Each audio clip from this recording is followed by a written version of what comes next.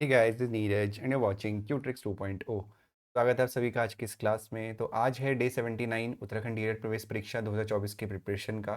15 अगस्त को हमने ये सीरीज शुरू करी थी और देखते देखते 3 महीने होने वाले हैं। तो 3 महीने से हम लोग प्रीवियस ईयर क्वेश्चन पेपर कर रहे हैं। डेली हम लोग 4 से 5 क्वेश्चन अटैम्प्ट करते हैं। छोटी छोटी वीडियोज़ अभी हमने इसीलिए बनाना शुरू किया था जिससे कि आपको बर्डन फील ना हो। ठीक है, तो जैसे जैसे टाइम नज़दीक आ रहा है, जो पेपर होता है वो मई के लास्ट सैटरडे को होता है। तो अभी धीरे धीरे नोटिफिकेशन आने दीजिए, उसके बाद सभी सब्जेक्ट स्टार्ट आपके हो जाएंगे। और नोटिफिकेशन आने का मैं वेट नहीं करूंगा, रीजनिंग में उससे पहले ही स्टार्ट करने वाला हूँ। ठीक है, तो चलिए शुरू करते हैं आज की क्लास आज के पहले क्वेश्चन के साथ।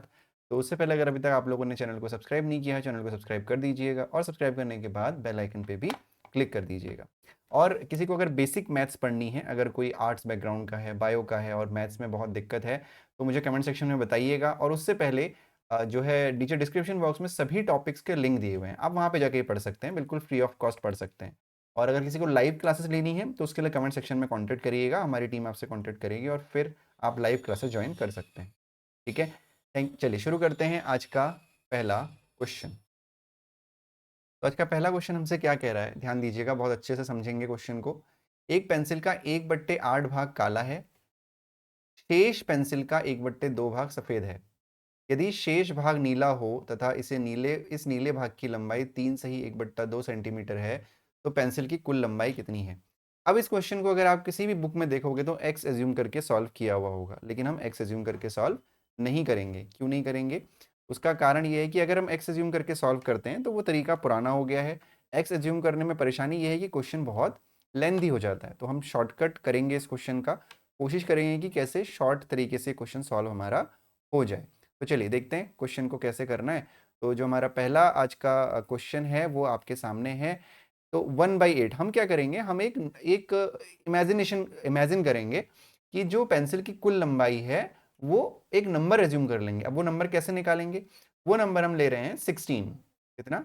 16 सेंटीमीटर ले रहे हैं। ये हमने एज्यूम किया है कि जो पेंसिल की लंबाई वो 16 सेंटीमीटर है। अब 16 ही क्यों लिया? अगर मेरी इन वीडियोस को लगातार कोई देख रहा है कंटिन्यूसली रोज, तो उसको पता होगा कि मैंने ये ऐसे पहले भी किया हुआ है क्वेश्चन को आसान करने के लिए। जो भी हमारा डिनोमिनेटर होता है उसका एलसीएम हम ले लेते हैं। जैसे 8 और 2 का एलसीएम, हालांकि 8 भी आप यहाँ पे ले सकते हो, लेकिन मैंने 16 लिया है, उसका कुछ कारण है। 8 क्यों नहीं लिया वो मैं आपको बाद में बताऊंगा। तो आप 8 के और 2 के मल्टीपल में कोई एक नंबर ले लो। तो मैंने 16 सेंटीमीटर यहाँ पे ले लिया। ठीक है, तो हम ये हमारी पेंसिल हो गई पूरी, ये हमारी पेंसिल हो गई बड़ी। एक सेकेंड रुक, अभी अपने आप में एक आर्ट है और मेरी आर्ट बहुत ख़राब है। तो ये हमारी पेंसिल हो गई। ठीक है, तो पेंसिल का 1/8 भाग जो है काला है। तो टोटल पेंसिल की लेंथ कितनी है? 16 सेंटीमीटर है। तो अगर 16 सेंटीमीटर का 1/8 भाग काला है तो 16 गुणा 1/8 हम कर देंगे, तो 8 दूनी 16 हो जाएगा, यानी 2 सेंटीमीटर भाग काला है। ठीक है, तो ये पूरा अगर 16 है तो 2 सेंटीमीटर आपका यहाँ कहीं होना चाहिए। तो ये वाला पोर्शन क्या काला है, ब्लैक लिख दिया मैंने यहाँ। ठीक है, अब बोल रहा है कि तथा शेष पेंसिल का 1/2 भाग सफेद है। तो अब एक बात सोचिए आप, अगर 16 का 1/8 ये 2 है, तो बचा कितना? 14 बचा है हमारे पास, क्योंकि 16 में से 2 ये हो गया और 14 आपके पास बच गया। तो बोला गया कि 14 का 1/2 भाग, 1/2 भाग का मतलब आधा भाग सफेद है, यानी 14 का हाफ, हाफ का मतलब ये 7 सेंटीमीटर और ये 7 सेंटीमीटर। ठीक है, तो ये जो आधा भाग है ये आपका क्या है? सफेद है। ठीक है, यानी ये वाइट है। ठीक हो गया, आगे बढ़ते हैं। यदि शेष भाग नीला हो, यानी ये वाला जो है ये क्या होगा? ब्लू होगा। अगर ये ब्लू हो तथा इस नीले भाग की जो लंबाई है वो 3 दूनी 6 और 1 7/2 सेंटीमीटर है।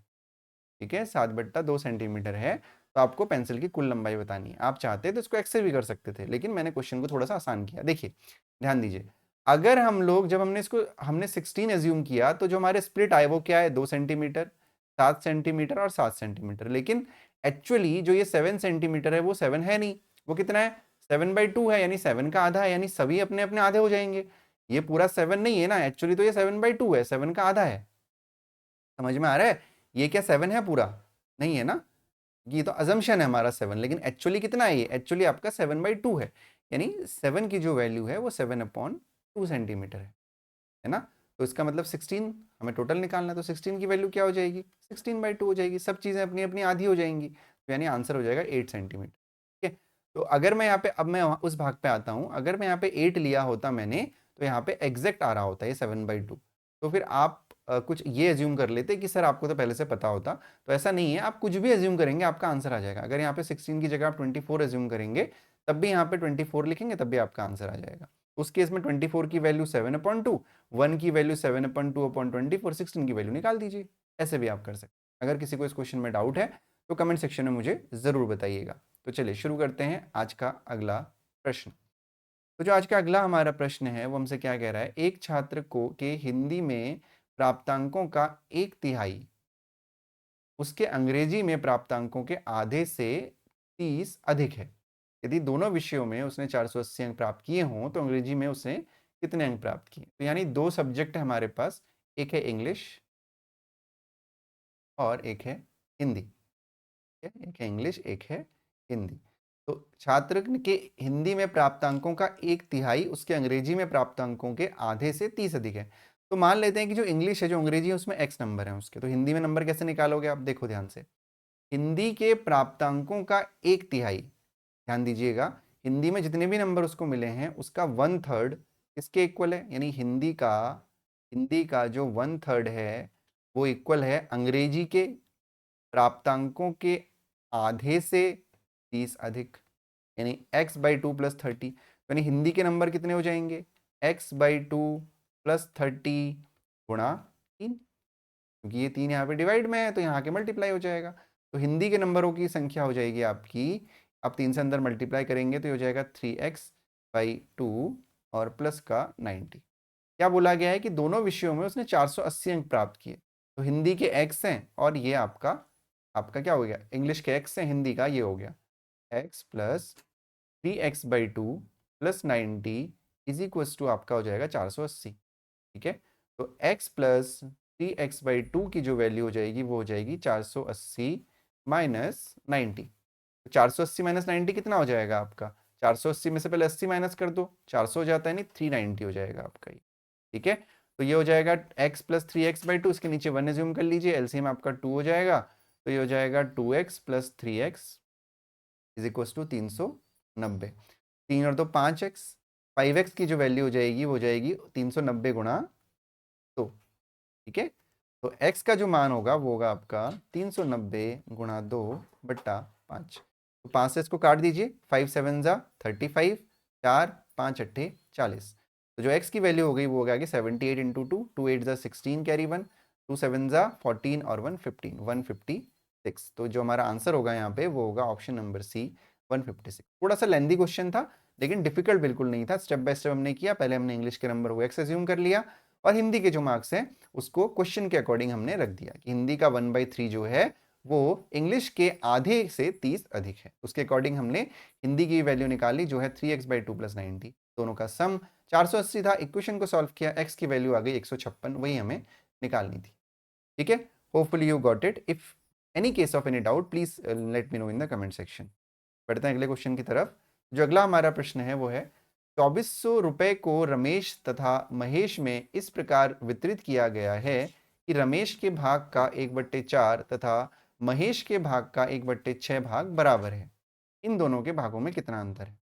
देखिएगा, अब आपको 2400 रुपए को रेशियो में कन्वर्ट करना तो आता है कि भाई आपको एक अगर अनुपात दिया हुआ है और उस अनुपात में आपको 2400 रुपए को बांटना है तो आप बांट सकते हो। लेकिन जब इस कंडीशन में दिया हुआ हो तो हमें क्या करना पड़ेगा, पहले इसको हमें रेशियो में कन्वर्ट करना पड़ेगा। क्या करना पड़ेगा, रेशियो में कन्वर्ट करना पड़ेगा। ठीक है, तो रमेश के भाग का 1/4, तो ये हो गया, रमेश को मैं r से दिखा रहा हूं, इसका 1/4 बराबर है महेश के 1/6 भाग के। ठीक है, क्रॉस मल्टीप्लाई करते हैं, महेश को नीचे ले आते हैं, यानी रमेश बट्टा महेश की जो वैल्यू होगी 4 को ऊपर लेके जाएंगे, 4/6 हो जाएगा। 2 3 ज़ा 6, सॉरी 2 2 ज़ा 4, 2 3 ज़ा 6 हो जाएगा, यानी 2/3 आपका हो जाएगा। इन दोनों के भागों में कितना अंतर है। ठीक है, 2/3 आपका ये हो गया। इतना क्लियर है सभी को। तो जो रमेश और महेश का रेशियो आ गया वो आ गया 2:3, यानी 2:3। यानी मान लेते हैं कि रमेश को 2x भाग मिला और महेश को 3x भाग मिला। ठीक है, दोनों को जोड़ देंगे तो 3 और 2 5x हो जाएगा, यानी 5x की जो वैल्यू होगी वो हो जाएगी 2400, 2400। तो x की जो वैल्यू हो जाएगी वो हो जाएगी 2400/5। ठीक है, 5 से इसको काट सकते हैं आसानी से हम लोग, ये हो जाएगा 5 4 ज़ा 20 और 5 8 ज़ा 40 और 0। ठीक है, यानी x की जो वैल्यू आ गई वो आ गई 480। तो अगर x की वैल्यू 480 है तो आपसे क्या पूछा गया है, आपसे पूछा गया है कि इन दोनों के भागों का अंतर कितना होगा। आपसे ये नहीं पूछा है कि रमेश का भाग कितना होगा या महेश का भाग कितना होगा, आपसे दोनों का अंतर पूछा है। तो देखो अब यहाँ पे ना थोड़ा सा आपको दिमाग लगाओ, अगर आप x की वैल्यू आपकी आ गई है, फिर आप 3x निकालोगे, फिर 2x निकालोगे और फिर दोनों को माइनस करोगे तो 480 आ जाएगा, है ना। 480 तो आएगा। तो हम क्या करेंगे, अल्लाह वहां तक हमें जाने की जरूरत ही नहीं है, क्योंकि हमें पता है कि इसका भाग 2x है, इसका भाग 3x है, दोनों का अंतर मतलब 3x माइनस 2x जो है x ही होता है। तो आगे बढ़ने की कोई आवश्यकता नहीं है, जो हमारा आंसर होगा वो होगा 480। ठीक है, पढ़ते हैं अगले क्वेश्चन की तरफ। तो जो हमारा अगला क्वेश्चन है आज का वो है एक महाविद्यालय में 1/3 लड़के तथा आधी लड़कियां एक शिविर में भाग लेती हैं। ध्यान दीजिएगा, एक महाविद्यालय में 1/3 लड़के तथा आधी लड़कियां एक शिविर में भाग लेती हैं। यदि इस शिविर में कुल 300 विद्यार्थी भाग लेते हैं जिनमें से 100 लड़के हों, तो विद्यालय के कुल विद्यार्थियों की संख्या आपको बतानी है। जैसे जैसे हमको डेटा दिया हुआ है पहले वैसे वैसे हम क्वेश्चन को करेंगे।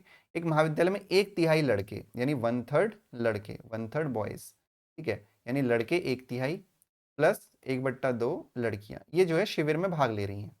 ठीक है, इस शिविर में कुल 300 विद्यार्थी भाग ले रहे हैं, यानी इन दोनों का जो सम होगा वो 300 होगा, बॉयज का 1/3 और गर्ल्स का 1/2, जिनमें से लड़के 100 लड़के हैं। कितने हैं? 100 लड़के हैं, है ना। तो 300 में से 100 लड़के भाग ले रहे हैं और हमें पता है कि लड़कों का 1/3 जो है शिविर में भाग ले रहा है, यानी 1/3 गुणा बॉयज लड़के बराबर 100 है, यानी बॉयज बराबर हो जाएगा 300, यानी बॉयज का नंबर कितना हो गया? 300, है ना। टोटल बॉयज कितने हो गए? 300 हो गए। तो यहाँ पे 1/3 गुणा 300, यहाँ इस पूरे की जगह पे हम 100 रख सकते हैं, रख सकते हैं 100।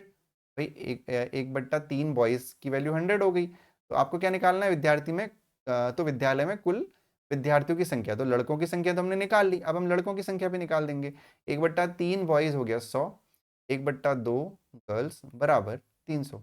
ठीक है, तो हो जाएगा 1/2 girls is equal to 300 minus 100। तो हो जाएगा 1/2 girls is equal to 300 minus 100 हो जाएगा आपका 200। ठीक है, तो जो गर्ल्स की वैल्यू हो जाएगी वो हो जाएगी 200। ये दो यहाँ पे डिवीजन में है तो यहाँ के इंटू 2 हो जाएगा, तो गर्ल्स हो जाएगा आपका 200 दूनी 400, 400। ठीक है, तो ये आपका आंसर हो गया। क्या हो गया? 400।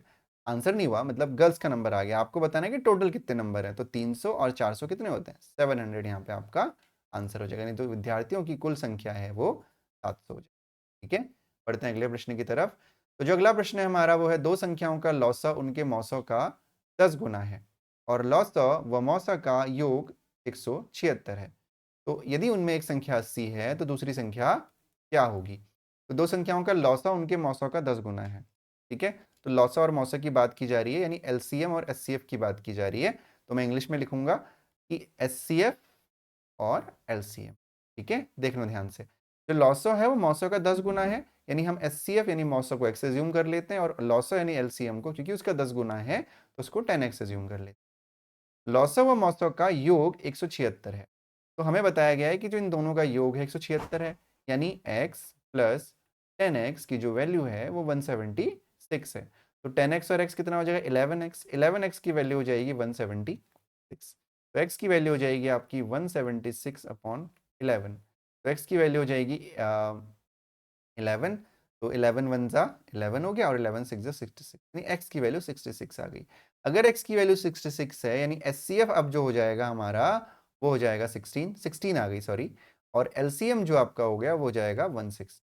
ठीक है, क्या बोला गया है कि उनमें से एक संख्या 80 है तो दूसरी संख्या ज्ञात करिए। एक संख्या अगर 80 है तो दूसरी संख्या आपको ज्ञात करनी है। अब आपको एक फॉर्मूला लगाना है जो मैं कई बार आप लोगों को पढ़ा चुका हूं कि किसी भी दो संख्याओं का एचसीएफ गुणा एलसीएम बराबर होता है उन दोनों संख्याओं के गुणा के। मान लेते हैं संख्या ए और बी है तो, ठीक है, तो ये हो जाएगा 16 गुणा 160 बराबर ए जो है आपको 80 दे रखा है और आपको दूसरी संख्या बी निकालनी है, तो जाएगा 16 into 160/80 is equal to B.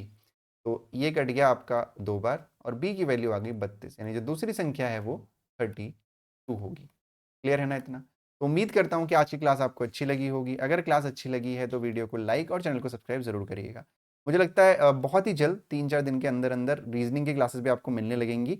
तो ये इस क्लास का टाइम है वो शाम को 7:30 बजे का रहता है और रीज़निंग का टाइम मैं सोच रहा हूँ कि दिन में किसी टाइम जो है वो अपलोड किया जाएगा रीज़निंग की क्लास को। जैसे यहाँ पे आपके सामने मैथ्स लिखा हुआ है, तो यहाँ पे रीज़निंग लिखा हुआ होगा जिसमें भी हम 50 में से 50 स्कोर करने की पूरी कोशिश करने वाले हैं। ठीक है? फिर नोटिफ़िकेशन आने के बाद आपका जो टीचिंग एप्टीट्यूड है और जो जीके है वो शुरुआत करेंगे। ठीक है? चलो, thank you so much for watching. Bye bye and take care.